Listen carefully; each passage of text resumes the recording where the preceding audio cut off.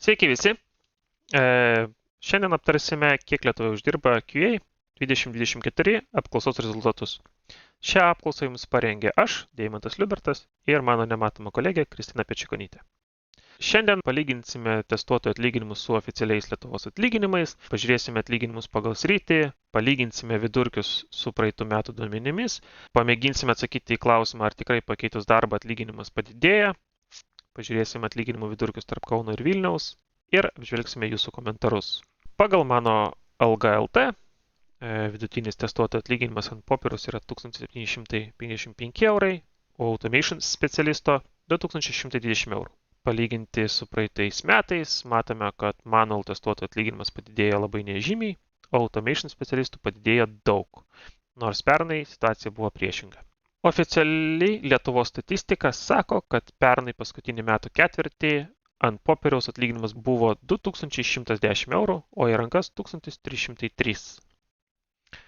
Čia matote apklausos klausimus. Galime pasidžiaugti, kad šiemet gavome 339 atsakymus, daugiau nei pernai. Pernai buvo, man rodos, 306. O jeigu norite gauti visus duomenis, galite parašyti man arba Kristinai per LinkedIn, Facebook ar elektroniniu paštu. Dėl mažo skaičiaus praktikantų, jų duomenis kai kuriuose skaidrėse bus išimsim, nes kam vidurkis iš 2. Taip pat lydai ir menedžeriai kai kuriuose palyginimuose bus nerodomi dėl tos pačios priežasties, mažo respondentų skaičiaus. Na, o dabar judame prie vidurkių. Pernai metais buvo užsivedusi nemaža diskusija dėl apklausos, ar klausti sumos į rankas, ar ant popieriaus, tai šiemet klausėme sumos ant popieriaus. Tačiau tai sukelia tik sumaištį ir mums sunku skaičiuoti. Tai kitais metais rinksime duomenys į rankas, taip visiems paprasčiau. Kad atliktume palyginimą su praeitais metais, turėjome visus skaičius ant popieriaus konvertuoti į rankas. Tam mes naudosime TaxLT atlyginimo skaičiuoklę. Ką verta paminėti, kad mes pažymėjome 3% kaupimo pensijų opciją. Tai jeigu kažkas nekaupėte, jūsų atlyginimas turėtų būti ant 3% didesnis. Tai turėsite patys pasiskaičiuoti. Taigi vidurkiai. Praktikantai buvo tik 2, tad vidurkis iš 2. Juniorų iš viso buvo 42, midų 157, seniorų 90, lydų 38, menedžerių 10. Ir visi vidurkiai yra į rankas pagal TaxLT skaičiuoklę. Ką verta paminėti, tai automation both ir manual atlyginimų skirtumai. Mid lygmenių automation specialistai uždirba daugiausia ir manual lenkia net 600 eurų. Tačiau senior lygmenį daugiausia uždirbantis yra both specialistai. Tarp lead ir manager automation uždirba daugiausiai, kas mūsų nebestebina. Na, o dabar pasižiūrėkime atlyginimų pokytį. Čia, manau, yra įdomiausia ir vertingiausia lentelė visoje apklausoje. Praktikantų nėra, nes nėra su ko palyginti, plus jų tik 2 buvo. Percentage eilutėje matome grand total palyginimą procentais su praėjusiais metais. Šiemet matome, kad junior atlyginimai didėjo tik 4%, arba 7%, jeigu 3% pensijai nekaupėte. Mid atlyginimai mažėja 5% arba 2%, bet kuriuo atveju atlyginimai mažesni nei pernai. Senior atlyginimas yra mažesnis 1% arba padidėja 2%, priklauso kaupėte pensijai ar ne. Tačiau bet kuriuo atveju tai nesiekia Lietuvos augimo vidurkio, kuris yra 10,1%. Lead situacija panašiai į senior žmonių, o menedžerai pernai mažėjo, šiemet didėja, matyt, ar pasikeitė respondentai, jų tiesiog yra mažai. Matome, kad beveik pusė visų respondentų dirba tarp 1 ir 3 metų dabartinėme darbe. Ar tie žmonės, kurie neseniai pakeitė darbą, uždirba daugiau? Ir čia matome brutto atlyginimą, nes esmė yra ne kiek uždirba, o ar uždirba daugiau. Na ir atrodytų duomenys prieštarauja mūsų įsitikinimams, kad tie, kas keičia darbus, pasikelia atlyginimą. Žiūrime giliau. Išfiltravom duomenys, kad būtų tik mid ir senior duomenys. Ir kaip vėlgi atrodo, kad kuo ilgiau dirbi vienoje darbovietėje, tuo daugiau uždirbi. Po to mes šitų duomenų nerodome, bet mes savo pasiėmėme juniorus, midus, seniorus, lydus atskirai ir visur situacija ta pati, išskyrus senior. Tai vieninteliai senior žmonės rodo, kad tie, kurie pakeitė darbą prieš mažiau nei 6 mėnesius, uždirba daugiau. Ir tai prieštarauja visiems kitiems duomenims. Kodėl taip yra? Greičiausiai taip yra, nes yra tik 7 žmonės, kurie pasikeitė darbus nesiniai tarp mūsų respondentų. Tai jie tikrai pasikėlė atlyginimus, tačiau visi kiti ne. Dėl to galime laikyti šitos duomenys netiksliais. Iš esmės įsitikinimas, kad keičiant darbą keliasi atlyginimas, iš šių duomenų yra ne visada teisingas. Ar tai yra tik šiemet ir jei seniau keitei darbą tikėjai daugiau ir gaudavai, o dabar jau nebe? Arba jis visada buvo klaidingas, nes galbūt sutapdavo ir seniority lygio pakeitimu, keitė darbą iš mid, tampi senior, iš to ir buvo pakilimas. Sunku pasakyti, neturime praeitų metų duomenų. Čia matote, kiek vidutiniškai metų dirbantis žmogus laiko save senior, junior, mid specialistų. Matome tikriausiai dėl respondentų pasikeitimo ir mažojo kiekio, lead ir manager vidutinė patirtis metai šokinėja iš metų į metus. Na, o junior, mid, senior stabiliai auga, išsiskiria junior, kurių vidutinė patirtis šiemet beveik padvigubėjo. Tęsiant patirties vidurkio temą, matome pasiskirstimą pagal metus. Kas išsiskiria, tai mid specialistai su daugiau nei 10 metų patirties. Gal jei atlyginimai kyla, nėra poreikio keisti pareigybės lygį? Čia taip pat vienas senior specialistas su 1 metų patirtimi, kažkas įdomaus. Matome, kad lead galima tapti po 5 metų, o managerio pozicijai jau reikia didesnės patirties. Su šiuo klausimu norėjome sužinoti, ar skiriasi atlyginimas tarp Lietuvos miestų ir užsienio. Tačiau iš respondentų pasiskirstame matome, kad toks palyginimas neįmanomas. Verta paminėti, kad dauguma respondentų yra iš Vilniaus ir didelė persvara. Todėl lyginame tik Kauno ir Vilniaus ir tik junior, mid, senior specialistų atlyginimus. Kaip matosi, junior lygio specialistų atlyginimas panašus, na, o mid uždirba šiek tiek daugiau Vilniuje, o seniorai uždirba gerokai daugiau Vilniuje. Šiemet sulaukime labai daug jūsų komentarų ir nuomonių, juos sukelti į skaidres darosi sudėtinga, todėl juos apžvelgsime atskirame dokumente, kurį sekdami Povilo Karop pavyzdžių pasidalinsime ir paliksime teisę komentuoti. Kas nežino, Povilas Karop yra žmogus, kuris pradėjo daryti, kiek uždirba Lietuvoje programuotoją apklausą ir mes tik sekame jo pavyzdžių ir darome apklausą apie testavimą. Taigi, jūsų komentarai. Mes juos suskirstėm į tokias, sakykime, grupės ir pradėsime nuo komentarų apie mūsų rinką. Pirmas komentaras ir visi komentarai čia plus minus sako tą patį, kad rinka traukiasi, atlyginimai mažėja arba mažėja jų augimas.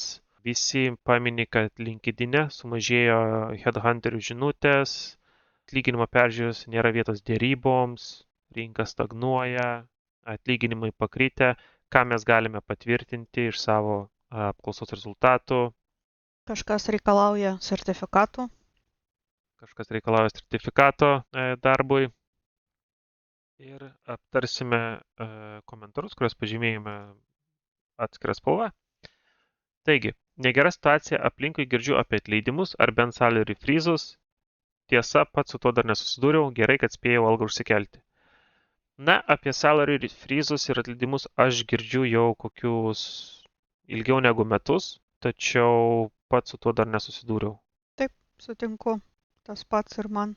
Judame toliau. Na, o dabar prieiname prie pasiūlymų mūsų apklausos pagerinimui. Manau, kad manual automation žmonių išskyrimas yra kenksmingas, atsiranda manual žmonių nuvertinimas tiek požiūrio, tiek finansinių klausimų. Nežinau, dėl šito skirstimo blogumo, visą laiką yra skirstimas, skiriasi ir atlyginimas, skiriasi ir profesijos, taip kad jis geras ar blogas negaliu pasakyti, bet jis tikrai yra. Iš tikrųjų labai įdomu, ar čia buvo klausimas mums, kad mes savo statistikoje taip skiriam, ar čia šiaip buvo klausimas arba kažką. Taigi, einame toliau.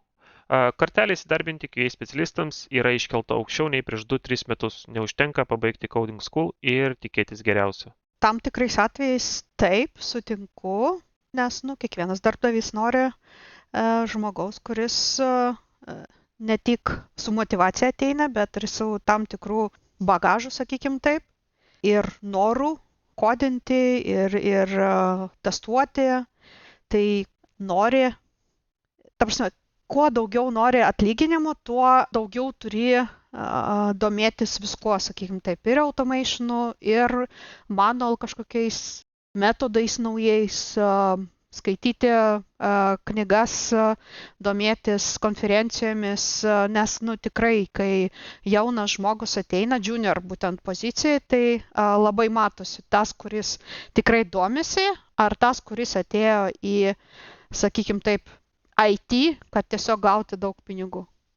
Taip, aš sutinku, pabaigus Coding School'ą krenti į tą patį pūlą žmonių, kurie pabaigė studijas ir geriausia, ką galite tikėtis, manau, yra praktika, apmokama praktika. Į junior poziciją sunku pakliūti. Bent jau kokį sertifikatą reiktų išlaikyti. Taip kad tikrai tiesa. Žinių ir įgūdžių lygis reikalingas QA smarkiai nuvertinamas, dėl to mažai apmokestinamas, kas yra total bullshit. Mes jei užsiėmė automationu, tai esi borderline developeris. Aš sakyčiau, iki programavimo nuo automation yra pakankamai didelis šuolis, bet taip. Tikrai yra įgūdžių setas, manual QA, būti gerų manual QA yra profesija pati iš savęs. Vėl testuotojai nuvertinami, jiems atlyginimai turėtų būti mokami žymiai didesni. Aš tai sakyčiau, čia kaip save parduosi. Jeigu pardavai gerai, tai ir gausi atlyginimą didesnį. Čia nuo žmogaus priklauso. Aš irgi nemanau, kad visi testuotojai yra nuvertinami, bet galbūt skirtingose įmonėse kitas į tai yra požiūris. žiūrinama skirtingai. Jo. Baisu dėl AI, esu manual testuotojas, rašiau automation per visą karjerą, gal metus laiko, tačiau neišmokau nieko advanced. Norėčiau mokytis advanced, bet atrodo dėl nedidelio algos pakilimo neverta. O AI kaip tobulėja, kad atrodo, kad automation greit tikrai nebereikės. Aš manau, kad automatinių testų toliau reikės, galbūt juos bus lengviau rašyti, nes įrankiai su dirbtinio intelekto pagalba tau padės tai rašyti, tačiau tie advanced dalykai, kaip juos rašyti, kokius rašyti, ar rašyti, tai toliau turės žmogus spręsti. Taip, kad ir mokytis, jeigu tave motyvuoja atlyginimas, tada mokaisi dėl atlyginimo, jeigu nori tiesiog išmokti, ką aš labai rekomenduočiau, tai reiktų išmokti. Einam toliau. Labai iškrito seniority lygis yra, vienose įmonėse savo skills būtų mid, kitose įmonėse labai greitai seniorus pakelia. Taip, sutinku, bet čia jau nieko nepadarysi, kiekviena įmonė turi savo taisyklės. Taip, aš irgi esu matęs seniorų, kurie išeina į mid poziciją, nes tiesiog savo įmonėje jau save laiko seniorais, o kai išeini į platesnius vandenis, pasitikrini save ir matai, kad, nei per kur, tai taip, reikia pasitikrinti su realybė. Šis komentaras yra šiek tiek įdomesnis. Dirbu remote būstinė Vilniuje. Visiškai neliečiau automation, nes tai manęs nedomina. Norėtųsi turėti galimybę augti, bet kažkokioje kitoje srityje nei automation. Pavyzdžiui, procesų tobulinimas, planavimas, taskų išsigryninimas ir panašiai. Kad būtų toks labiau lervų, o ne bugų ieškojimas.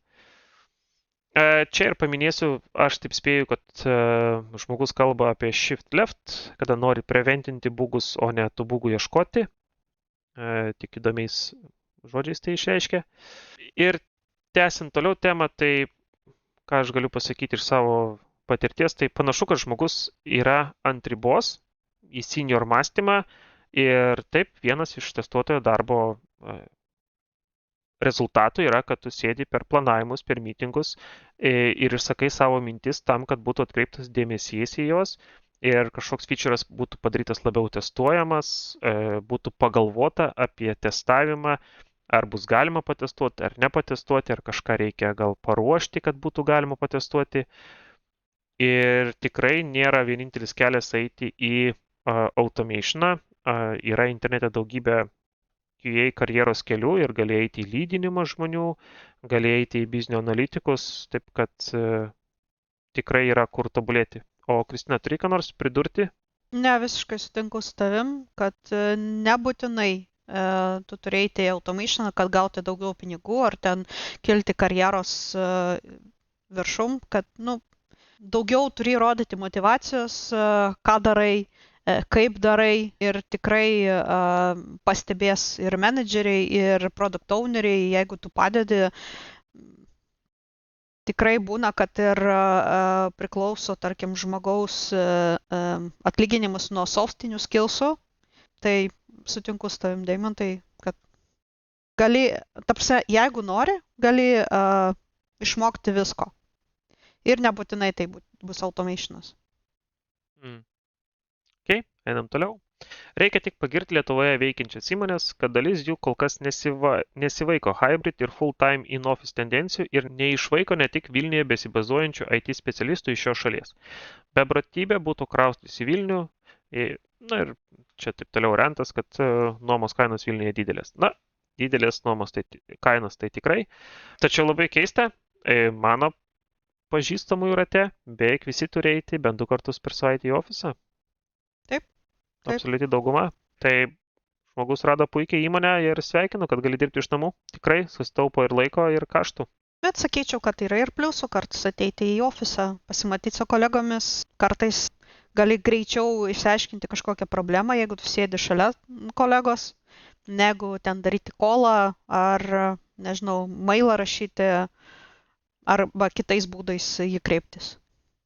Taip, judame toliau. Manau, vis su technologijų tendencijomis reikės vis daugiau specialistų, kurie moka gerai testuoti aplikacijas nuo pagrindų, nes Turbūt automatinių testų pasidarys vis paprastesnė. Automacija. Vienu žodžiu, automatizuoti bus vis lengviau. Specialistų, kurie moka gerai patestuoti, visada reikia. Ir jų yra mažai. Dauguma testuotojų yra tikrai gerų testuotojų, visi pažįstam nedaug. Jų visada reikėjo ir reikės. Taip kad aš irgi sutinku, automatizacija šiaip dabar vis lengvėja, atsiranda tokių visokių toolsų, kurie tai palengvina ir tų programavimo žinių reikia vis mažiau ir mažiau. Taip. Na, o dabar sekanti kategorija yra pasiūlymai mūsų apklausai. Į juos atsižvelgsime kitais metais, tai galime pradėti. Galbūt pridėti klausimą, kiek skirtingų darboviečių teko darbuotis ir ar iš to pavyktų žvelgti kokią nors tendenciją atlyginimuose. Puikus klausimas, manau, kitais metais įdėsim. Taip, sutinku. Anketa galėtų būti detalesnė, kokie tools ir frameworkai naudojami, programavimo kalba, ar dirba su cloud, jei taip, su kuriuo, turimi sertifikatai, daromas security testavimas, performance ir panašiai. Na, iš tikrųjų, frameworkus mėginom dėti, gaunas labai daug duomenų, atsako labai daug mažai žmonių, mažai naudos iš to.